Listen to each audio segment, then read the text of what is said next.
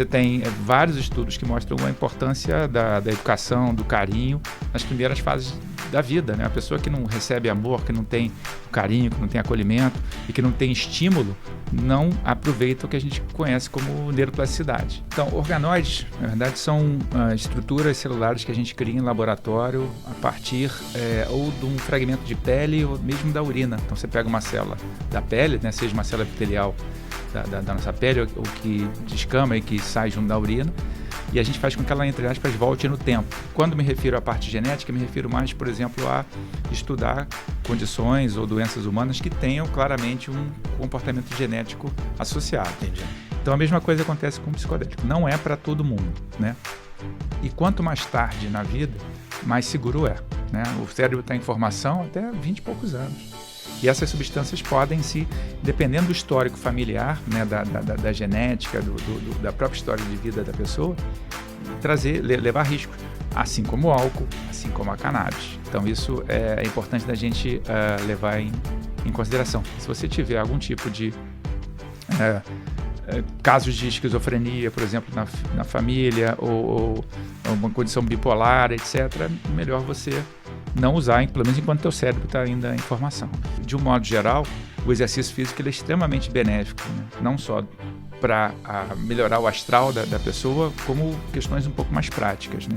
Não há nenhuma evidência de que a gente não use todo o cérebro, né? O que talvez possa ser a diferença é a maneira como você conecta as diferentes áreas do cérebro. Isso vai depender dos estímulos que você está recebendo.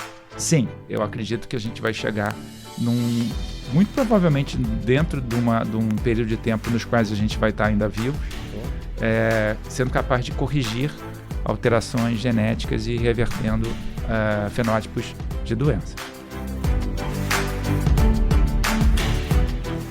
Olá a todos, sejam muito bem-vindos ao Simplesmente Gicovati, hoje de volta ao Rio de Janeiro. Um convidado mais do que especial, um amigo, uma pessoa que eu admiro muito, Steven Heihen. Falei certo? Falou. Então tá bom. Steven é neurocientista, pesquisador do Instituto DOR. De pesquisa e ensino. Pesquisa e ensino e... Da Promega. Da Promega, um instituto situado em Madison, nos Estados Unidos. Steven, super obrigado.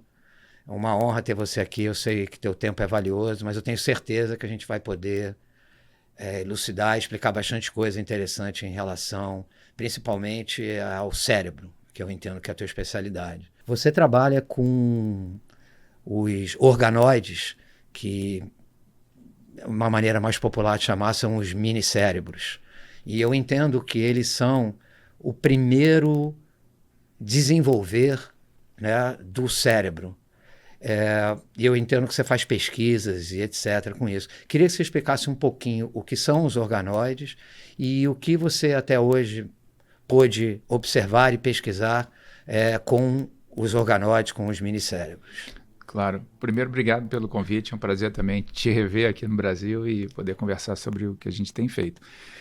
Então, organoides, na verdade, são estruturas celulares que a gente cria em laboratório a partir ou de um fragmento de pele ou mesmo da urina de voluntários, né? Na urina saem algumas células que a gente usa uma tecnologia que é conhecida como reprogramação celular. Então, você pega uma célula da pele, né? Seja uma célula epitelial da nossa pele ou que descama e que sai junto da urina, e a gente faz com que ela, entre aspas, volte no tempo e passa a se comportar como uma célula embrionária. Ou seja, uma célula embrionária pode dar origem a qualquer tecido do nosso corpo. Então, dependendo das instruções que você dá para aquelas células, elas vão acabar se transformando em células do chamado tecido cerebral.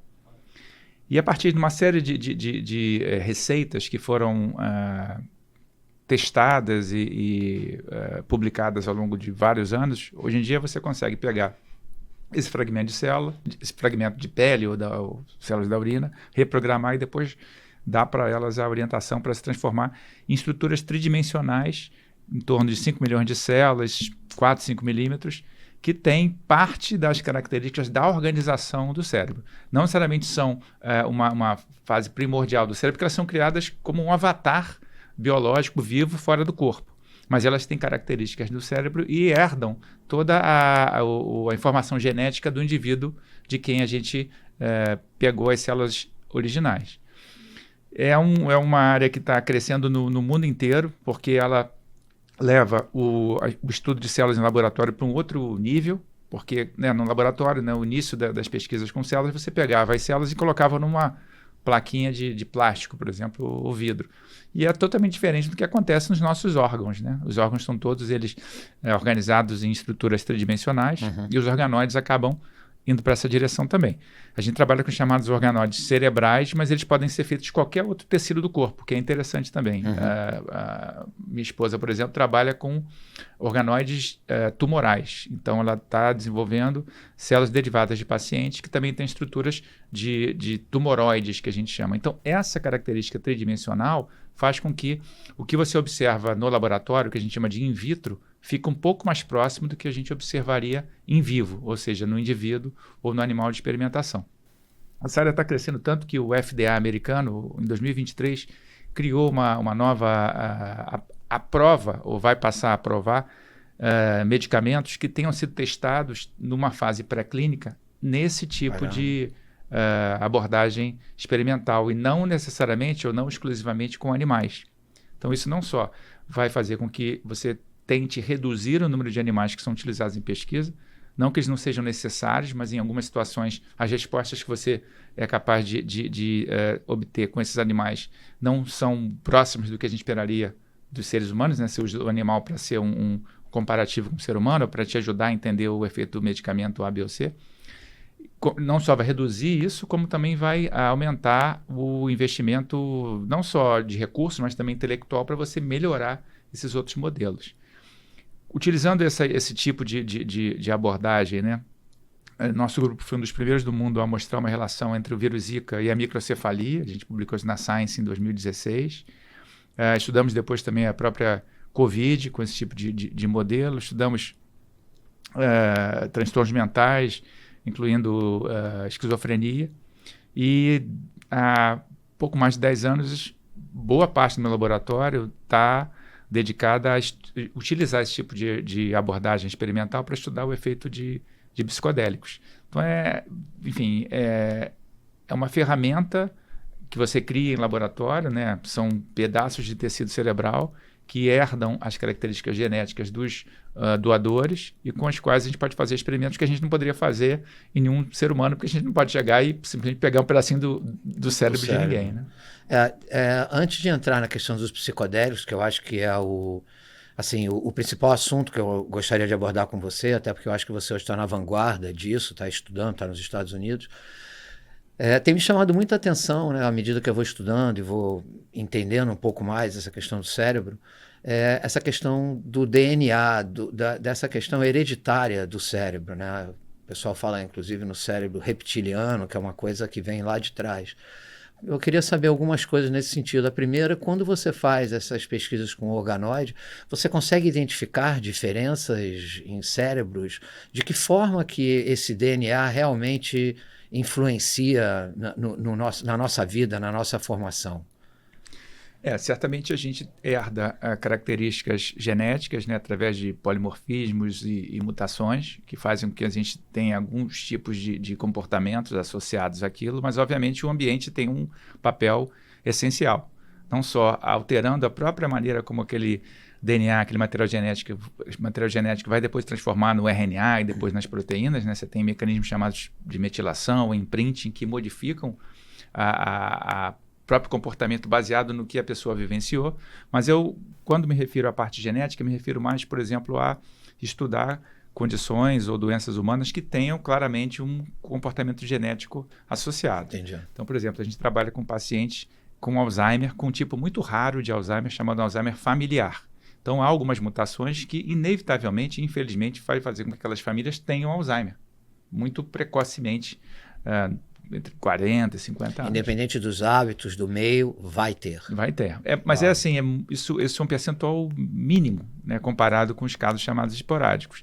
Então, no caso, a gente ter acesso, né, ter pessoas interessadas em querer fazer com que a ciência avance doando né, suas células para esse tipo de análise é muito nobre e a gente agradece muito. Então, existe, nesse caso, um componente genético que define, infelizmente, uma determinada doença. Há várias doenças, né, muitas associadas a perfis genéticos específicos. Então, nesse caso, a gente tem a capacidade de antecipar aquele determinado fenótipo, né, aquela determinada característica no laboratório e testar, eventualmente, medicamentos que tentem mitigar ou reduzir aquele fenótipo que a gente observa em laboratório. Mas, especificamente em relação à sua questão, há sim componentes genéticos associados, mas o ambiente tem um papel muito grande, né, em basicamente o que você é hoje e o que eu sou hoje, né? A gente é fruto de um DNA e é fruto também, principalmente, do ambiente. Então, você tem vários estudos que mostram a importância da educação, do carinho, nas primeiras fases da vida, né? A pessoa que não recebe amor, que não tem o carinho, que não tem acolhimento e que não tem estímulo, não aproveita o que a gente conhece como neuroplasticidade. E, com isso, você acaba definindo algumas trilhas que poderiam ser muito mais amplas ou poderiam ser múltiplas, dependendo daquela primeira experiência ou da experiência ao longo da formação do cérebro, que em nós humanos é muito longa, né? Diferente de outros animais, a gente tem uma dependência da relação que ela se prolonga quando você compara com outros animais. E isso tem, obviamente, implicações evolutivas e uma importância nas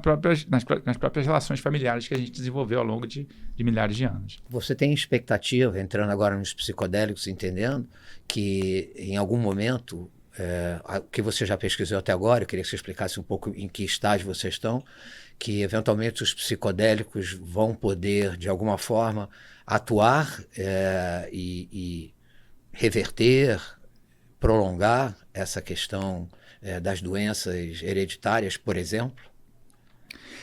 Isso é interessante esse teu ponto, André, porque o estudo de psicodélicos ele passou por diferentes momentos que têm até implicações históricas que eu acho que são interessantes até de trazer aqui. Perfeito.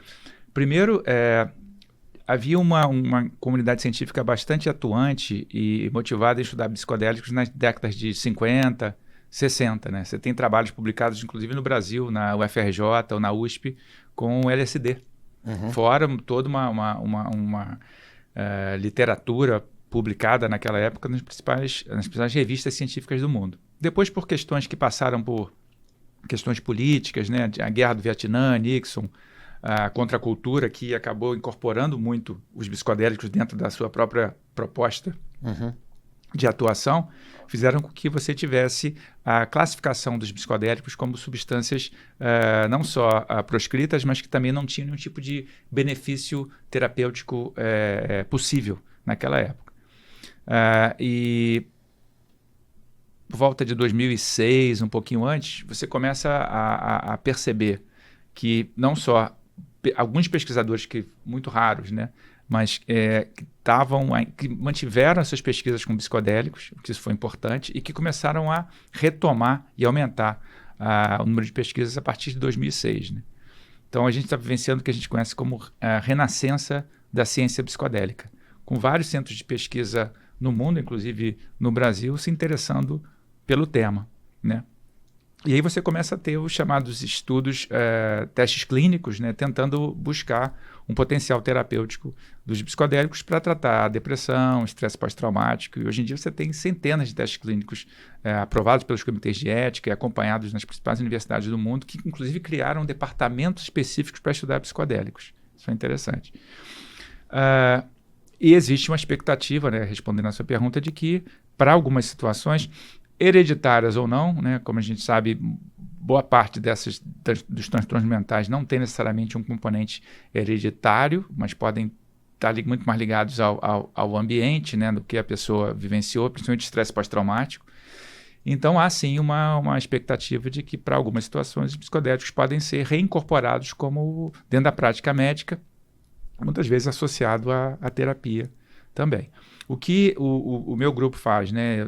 Meu grupo, eu tenho quase 20 pessoas aqui no Instituto DOR de Pesquisa e Ensino trabalhando, tentando entender os mecanismos pelos quais os psicodélicos agem, né? Então, ao contrário de grupos que estão buscando os testes clínicos e um efeito no indivíduo, a gente quer entender por que aquele efeito acontece. quais são os mecanismos, quais são as proteínas do cérebro que são acionadas, alteradas e modificadas de acordo com os psicodélicos. A gente já descreveu mais de 1000 proteínas no cérebro que são alteradas com diferentes psicodélicos. E agora a gente criou uma outra linha de pesquisa, além de estudar os organoides cerebrais, a gente começou uma linha de pesquisa com o nematóide, que é um bichinho, parece uma minhoquinha, assim, chamado Caenorhabditis elegans, que é um animal interessantíssimo para você estudar a longevidade, porque ele vive, né, ele completa o ciclo inteiro de vida dele em 21 dias. Então, a gente consegue estudar uma série de aspectos do comportamento desse bichinho e também da própria longevidade num período muito curto de tempo. Então, a gente abriu agora uma segunda linha de pesquisa. O nosso grupo foi o primeiro do mundo a usar aqui no Brasil. Quer dizer, a gente fez tudo aqui no Brasil, mas foi o primeiro do mundo a usar esse elegans para estudar o LSD. A gente fez isso em colaboração com a UFRJ, com o Instituto de Química. E agora a gente tem essas duas linhas de pesquisa. Boa parte é feita aqui, a maior parte é feita aqui, e a gente agora está abrindo um outro laboratório nos Estados Unidos de pesquisa básica, né, dentro da Promega. Como que o governo brasileiro hoje, ou dos Estados Unidos, interferem ou não?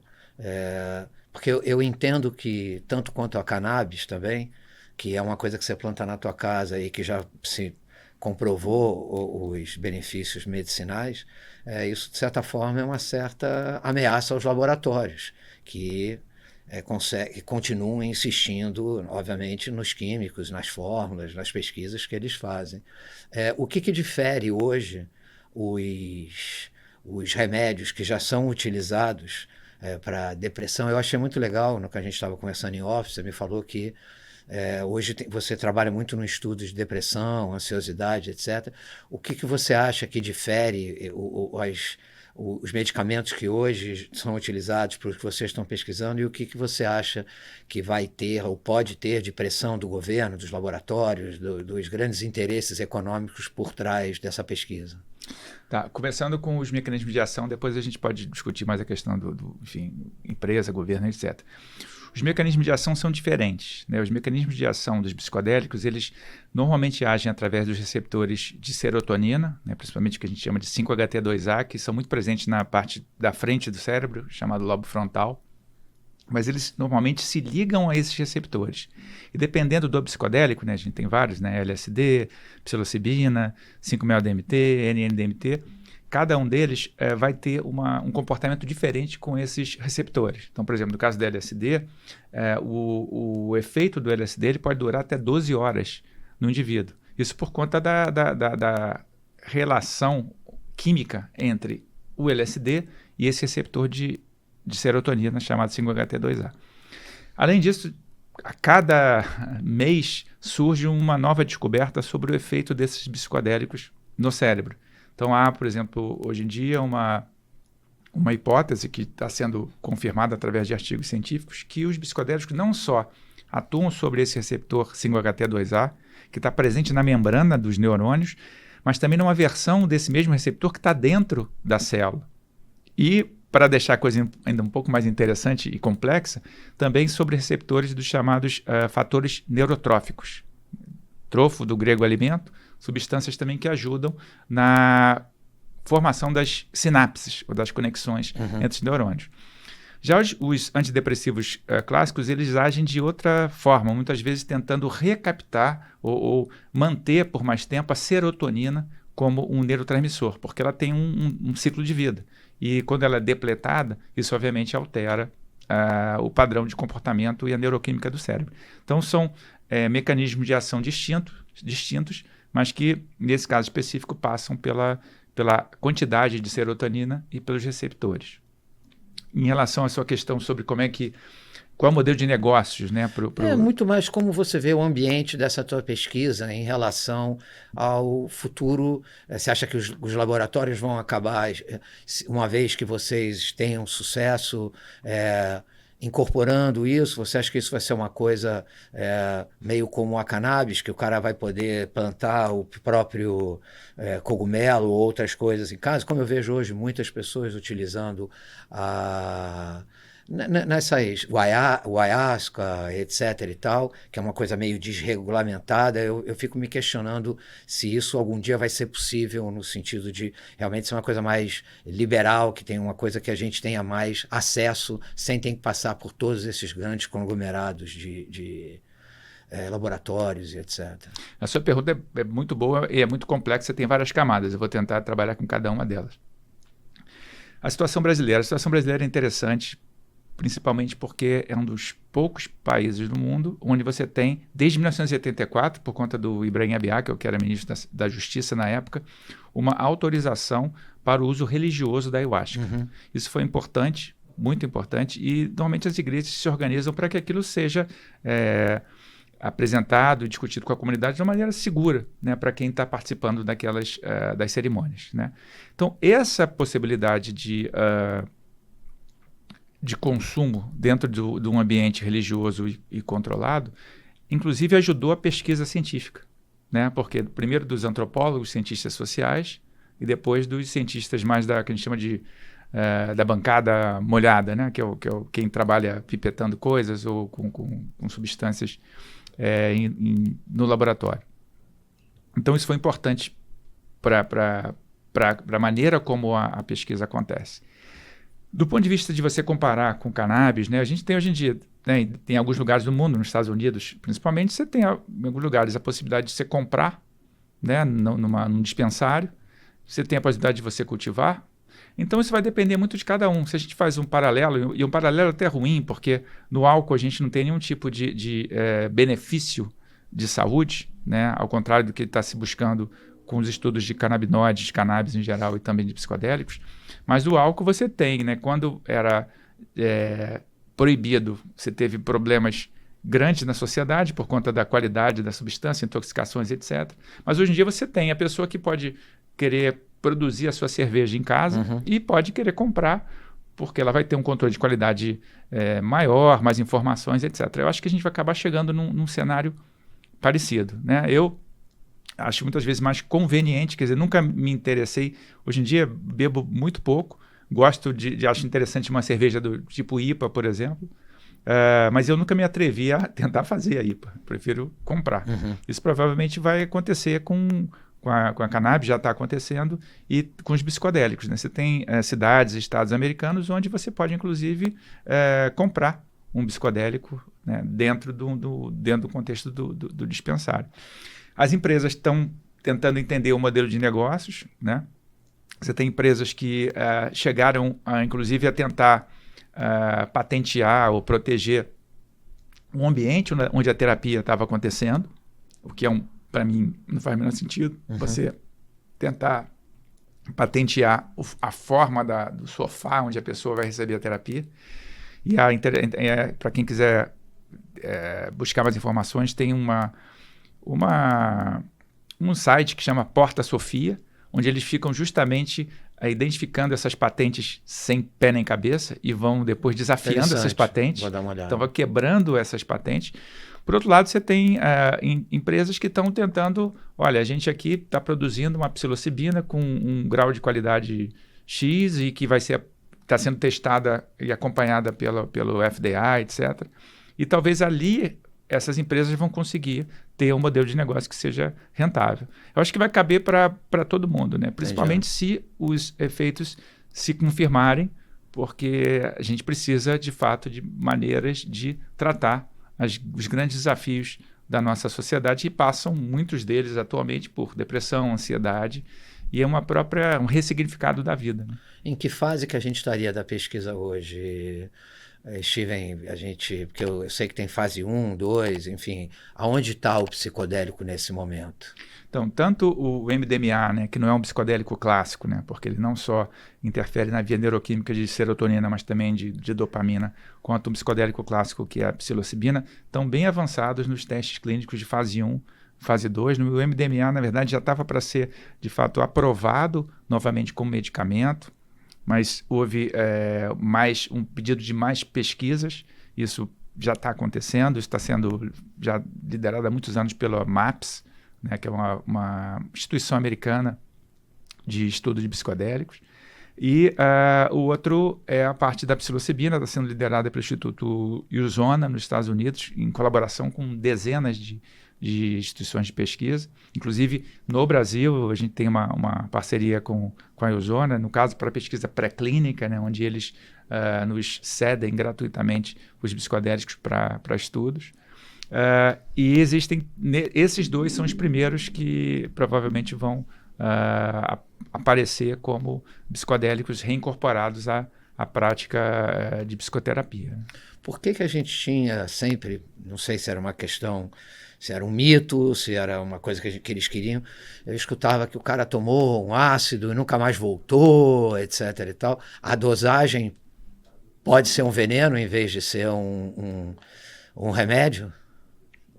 Essa tua pergunta é muito importante. Primeiro porque os psicodélicos, como qualquer coisa na vida, não é para todo mundo, né? Você não pode assumir que qualquer pessoa pode tomar psicodélico. Como qualquer pessoa, a gente não pode assumir que todo mundo pode beber álcool ou que todo mundo pode tomar café. Isso não é verdade. As pessoas, a diversidade, né, de cada um de nós faz com que a gente tenha que ficar alerta. Ou, tem pessoas que não podem comer açúcar, né? Uhum. Então a mesma coisa acontece com o psicodélico. Não é para todo mundo, né?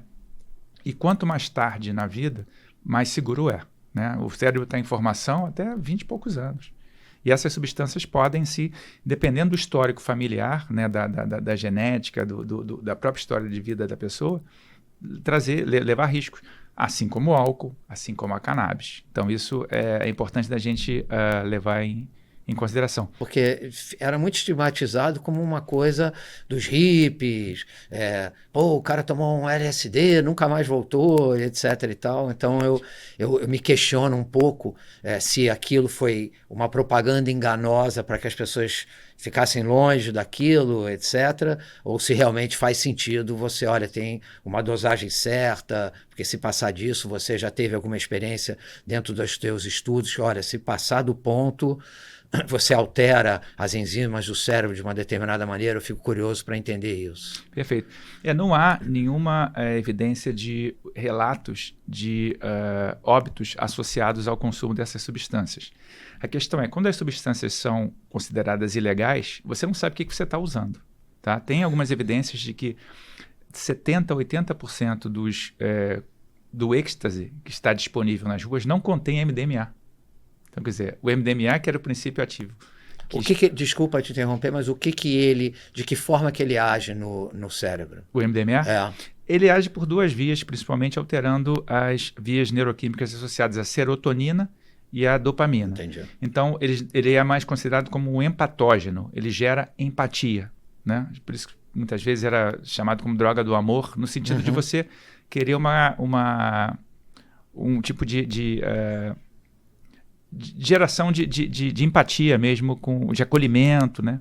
Não necessariamente amor no nível sexual, mas de amizade mesmo. Isso está sendo muito utilizado, inclusive, para terapia de casais, né? O MDMA.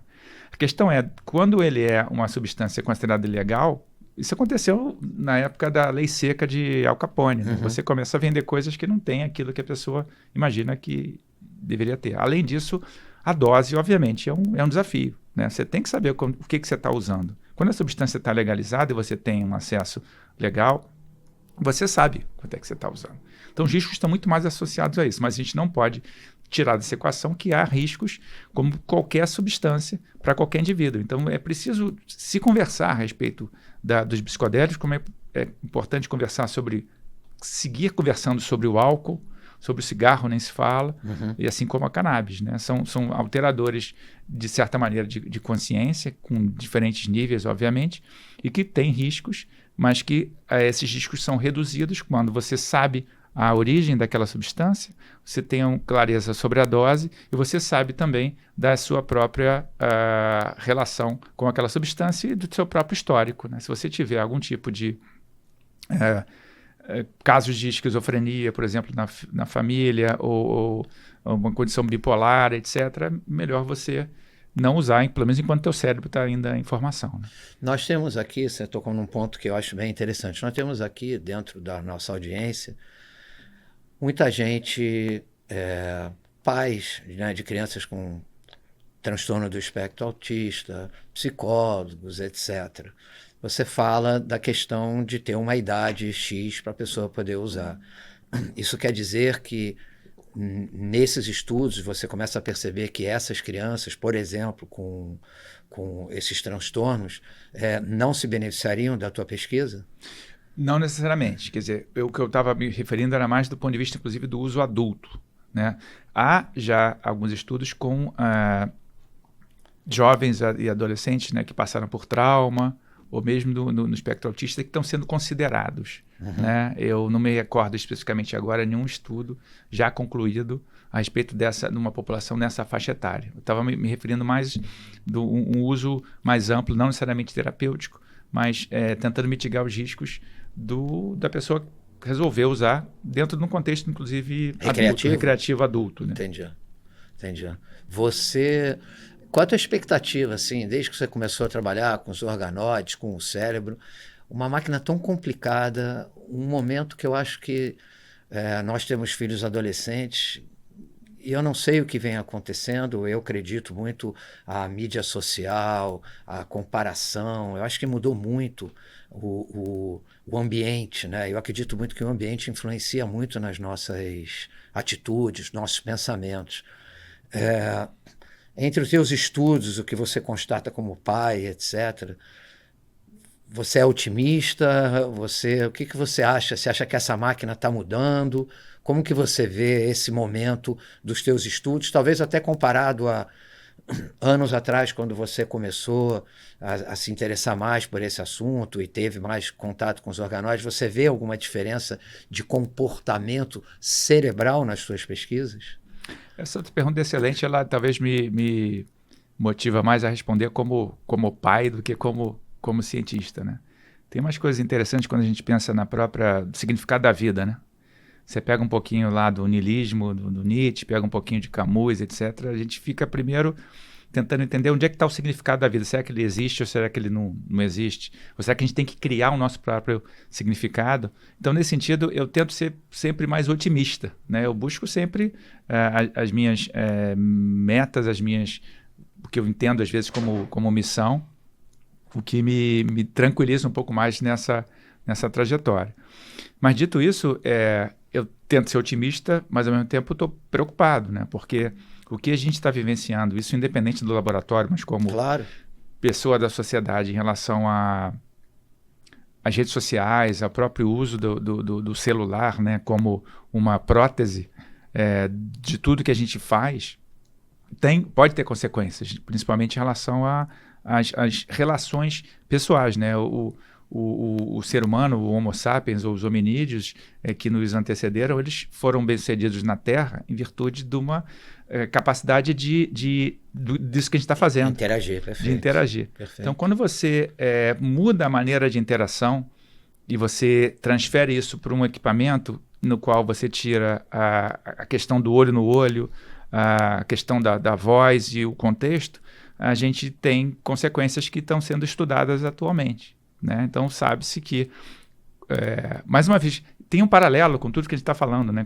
Qualquer alterador de consciência vai ter consequências.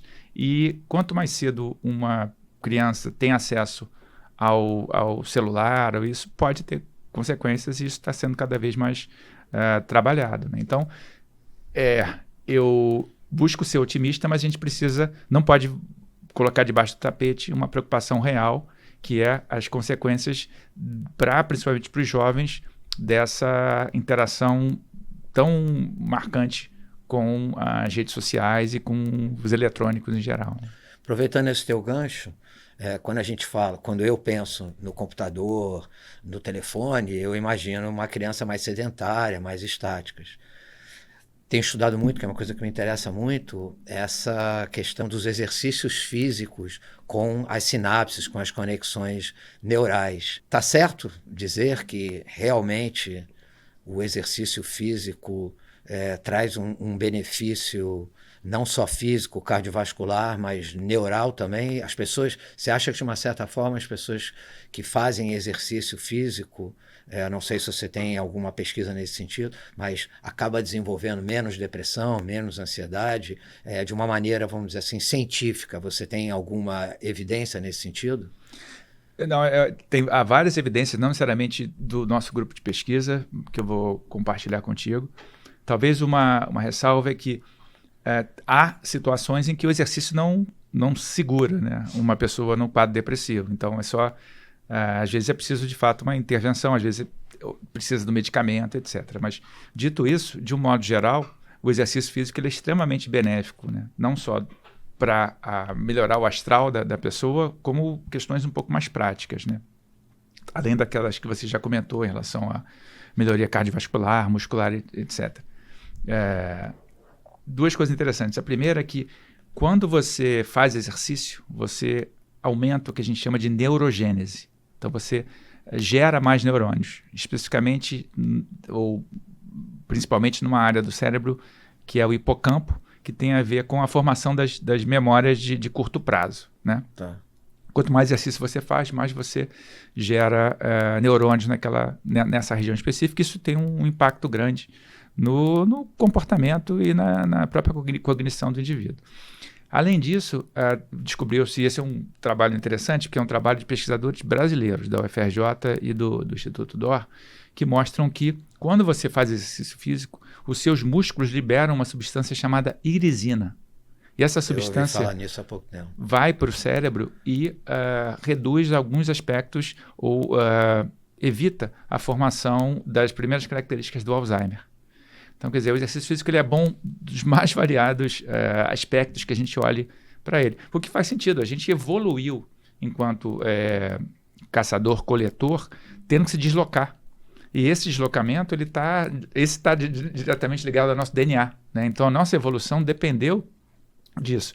Então, quando, mais uma vez, o impacto do sedentarismo, muito presente, principalmente nos últimos 30, 40 anos, certamente vai ter um impacto. Porque a gente está lidando com uma evolução de milhões de anos e tentando mudar o curso da evolução de uma hora para outra. Isso vai ter consequências. Então, só ratifica a importância do exercício físico para a cabeça e para o corpo nos seus mais variados aspectos, inclusive do cérebro físico, porque ele altera fisicamente o cérebro, porque você pode gerar mais neurônios a partir do exercício físico, e você altera porque você reduz a chance de você desenvolver demência a partir do exercício físico.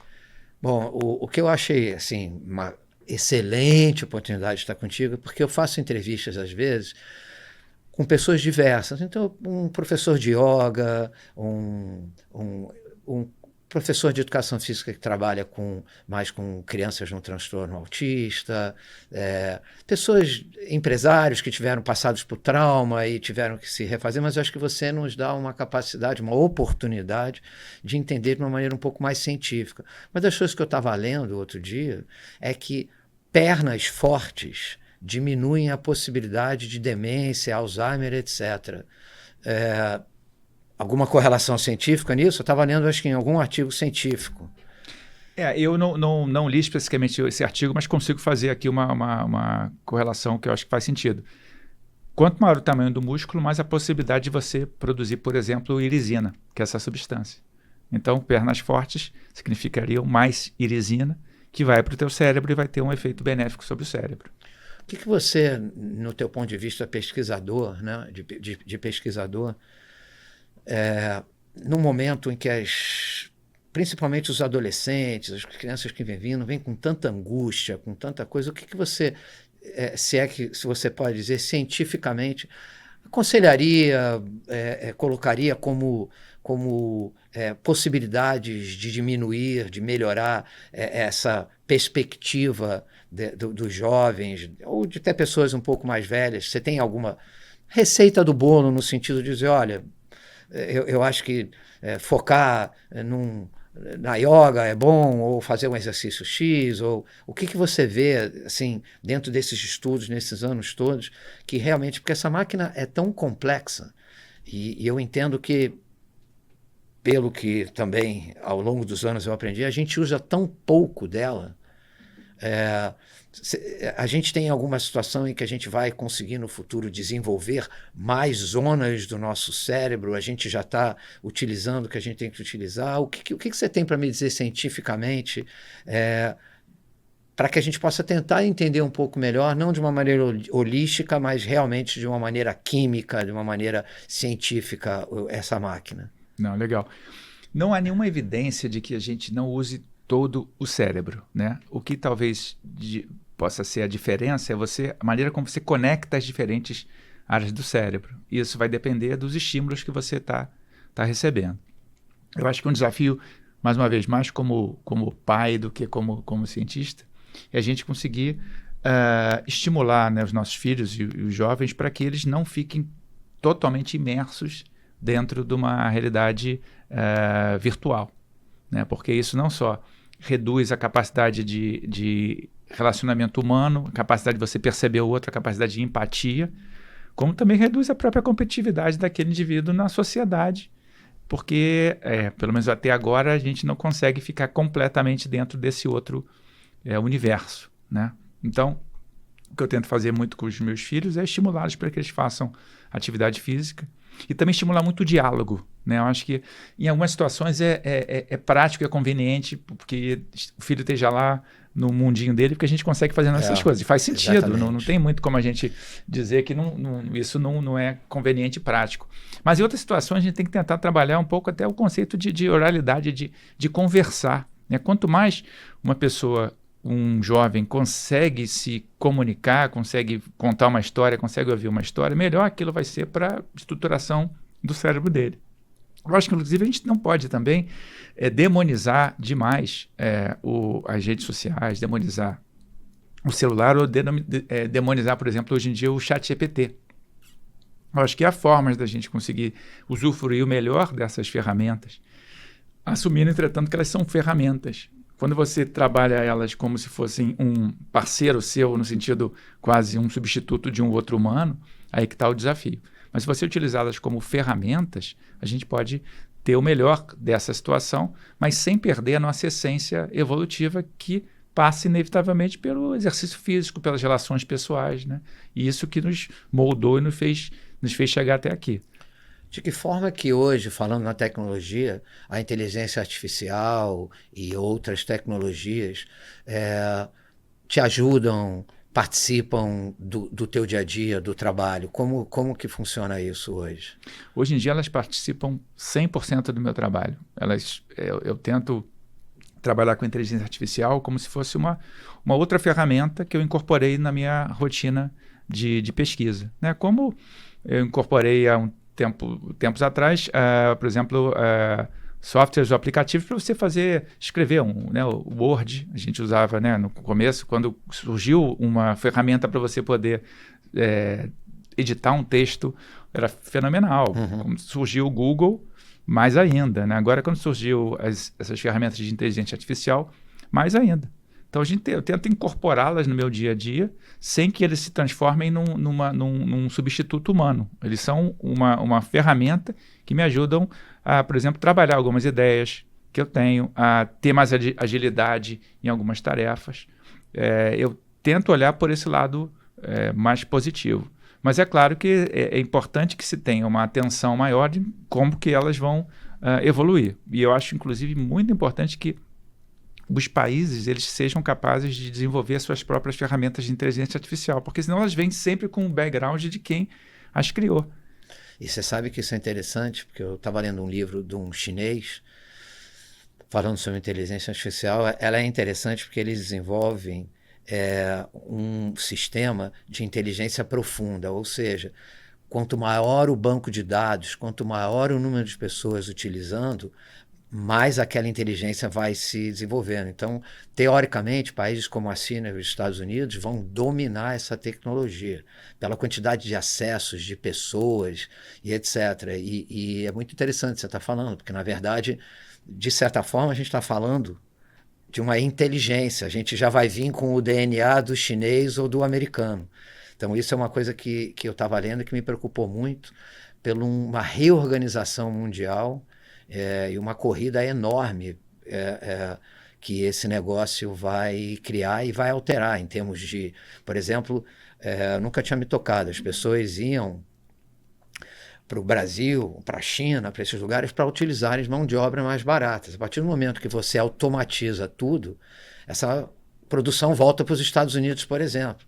Como vai ficar os países onde você já vai perder essa mão de obra primária mais simples, vamos dizer assim, né?